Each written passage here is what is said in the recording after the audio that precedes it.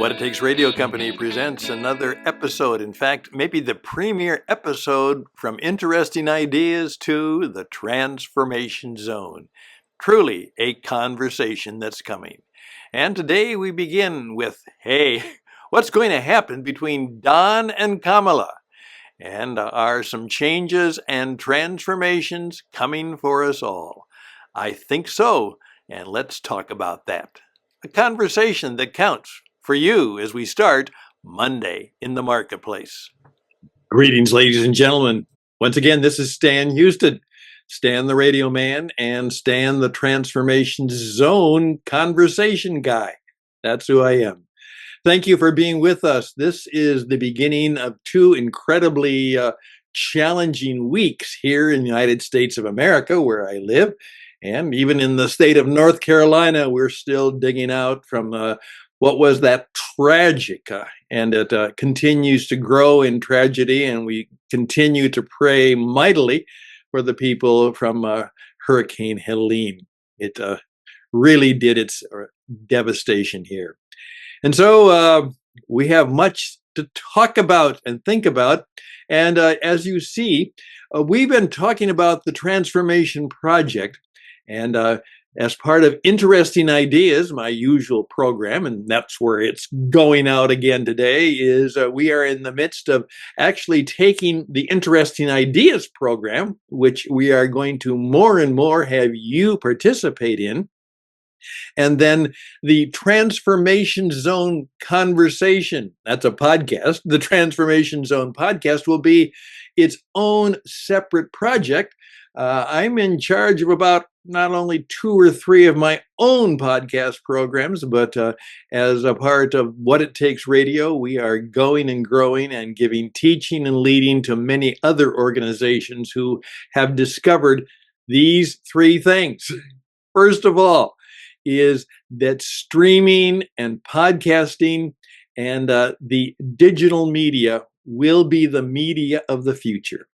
And you're going to have to understand how it works and how to use it. And so that's a part of the work and the business we deal with. And we're also very, very much involved in helping people become entrepreneurs in a spiritual and professional sense. And that's called the Jesus Entrepreneur Christian Network. And that will be how to be a world-class Jesus entrepreneur. That is going. And the Transformation Zone is here to help us find ways of really changing our lives and our business in significant ways. And we're in the midst of that right now. Now, right here in the United States, I'm not a political, publicly partisan. I don't do that publicly. Now I have strong, perhaps personal preferences, which I may air to myself and to a few close friends. But when it comes to the public performances, I simply try to be an observer and perhaps a bit of a maybe coach rather than a partisan advocate. So we're watching to see what's going to happen because this is true. If Donald Trump wins, there will be some significant changes, maybe even transformations in what he does and how he begins his term. And it'll be interesting to watch and observe how that happens. I think there will be changes for the most part that might be helpful because right now 60 to 70% of the American people think that we're going in the wrong direction. Now that doesn't mean that that they're not going to vote for Trump or that they're going to vote for Kamala or not vote for Kamala. What is true is that it is a very, very tight race. And it seems right now that Kamala has decided that one of the things she needs to do is to, in many ways, just say it's about Donald Trump. And so make sure whether you vote for me or not, make sure you don't vote for him, that he is the issue and That's making this an exceedingly somewhat bitter and personal contest because an attack not only on policies and on possibilities and programs, but it has become increasingly personal in terms of the character and the competence and the ability. One of the things that Kamala has not been able to do is to give people a deep sense of how things will change, how they will be significantly different if she becomes president. And that's just as an observer that has not been something. And as a result of that, the polls in many of the swing states are trending toward Trump because, first of all, he's a performer. He knows how to use the media. He knows how to do television. What he's done for many years of his life, and Ms. Harris really doesn't have that kind of experience or background. And just as a professional, it shows. I mean, if you always have to use a teleprompter, you're not ready for this business. Right now, almost all the time, I'm speaking from what I know, what's in my heart, and what's my spirit. And I can do so because I've been doing that for 50 some years. And it's hard to be able to live in a media rich environment unless you have experience in teaching and training and doing that. So I just point that out to you. It'll be interesting to see what really comes in the next 2 weeks. And then what will be the response to that? We are truly in a transformation zone. Something's going to change. Something's going to change and be transformed significantly. And we're going to have to figure out after it happens what will probably happen. And it may be good. It may not be good. The situation in Israel continues to go and grow, and that will be something in the next 2 weeks to maybe 2 months. Significant things may happen there. The Israeli, they got him, and it was kind of by accident. One of the premier leaders, maybe the leader of the Hamas organization, has been killed. And it seems that no matter what the Americans or the Europeans want, the Israelis have decided that they will bring this war to a victory conclusion, not just a ceasefire or a truce, but eventually they want to win over what they would call their enemies, the terrorist elements, and that would be primarily the Hamas group in the south, and of course the Hezbollah movement in the north. It will be a challenging and significant times. So what do we do? Well, first of all, we're keen observers. We're thoughtful in our prayers, in our hopes, in our visions, and perhaps in our conversations. We try to live at peace with each other. If you're like me, you have to work on your patience. And today, one of my friends just gave me a little bit of I need to talk to you about your impatience, Stan, from time to time. And I said, I don't have time right now, but I will work it in, and then you can speak into my life about that. By the way, I gave him permission to do that, and I really mean that. Do you ever give someone permission to just speak it to you, tell you, they know you need some speaking to, and they're going to do it? Well, I would say that if you really want to be a transformed person, you have to have that happen. I remember as a young man with a group of younger men, and we were hotshots, dumb and stupid, but hotshots. But we were really tough and we were really good. And a wise man was on the board of the organization that we were with. Had said to us, he said, young men, and there were a few women there too, young men, and then he had to say, and young women. Again, it was that kind of an organization where men outnumber the women, but at least we had some. And he said, please remember that you are young and you know a lot and you're bright and you're smart, but I'm not so sure any of you are really wise yet.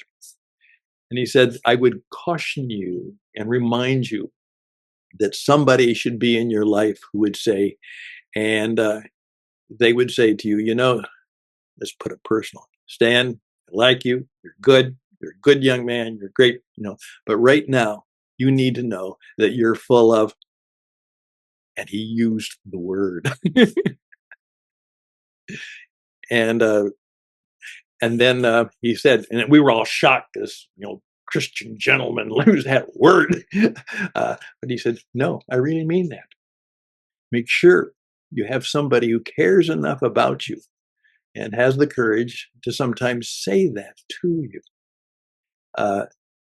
And I've learned that might be one of the keys to a transformed life, to have that kind of mentor, person, friend, challenger, coach in your conversations.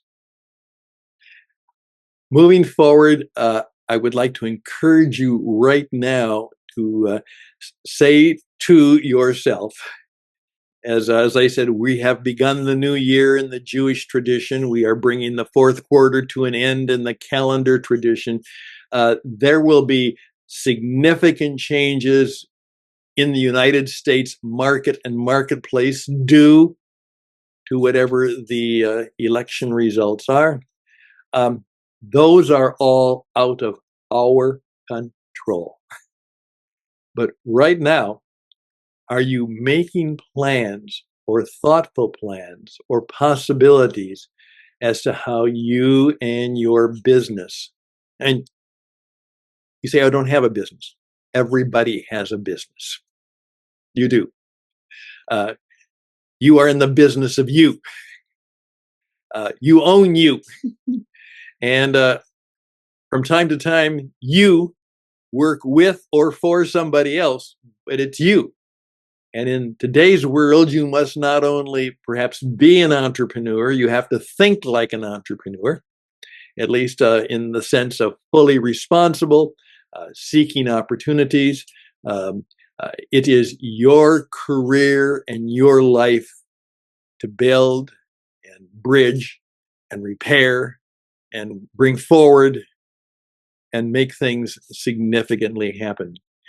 Years ago, my wonderful daughter wrote a book that was terribly marketed, but she got a little bit of the inspiration from the old man who was talking about being one of the 3% goal setters. And she made her way after college to New York City so she could, if you can make it in there, you can make it anywhere. And she eventually wrote a book, and it was called How to Be Useful. Great book title, great book, terribly marketed. They blew it totally in the marketing of it, even in the cover of it. But it was a good book, And I loved it because just the other day, Musk, and I said to my daughter, that's a great book. Let's do something more with it. Musk, in a later interview, just the one out that was published, he said, the reason I'm successful, I can't quite figure it out, but let me tell you, what I do know is that I always ask the question, what do I really love and what am I really good at? What do I really love? And he said, I started building software when I was a kid. And he said, then I always ask the question, how can I be useful? He said, people will only pay me if I'm useful. So I have to create stuff and services that are useful to somebody. And so I'm going to reimagine and transform and perhaps bring that book into a podcast series on the Transformation Zone called How to Be Useful. Not how to be smart, not how to be clever, not how to market yourself, but how to be useful. And so can I kind of end our Monday meeting the marketplace saying, you know, maybe that's something that you should think about too as we go forward. How can I, how can I be useful to somebody, to some group, to some organization, to some good cause?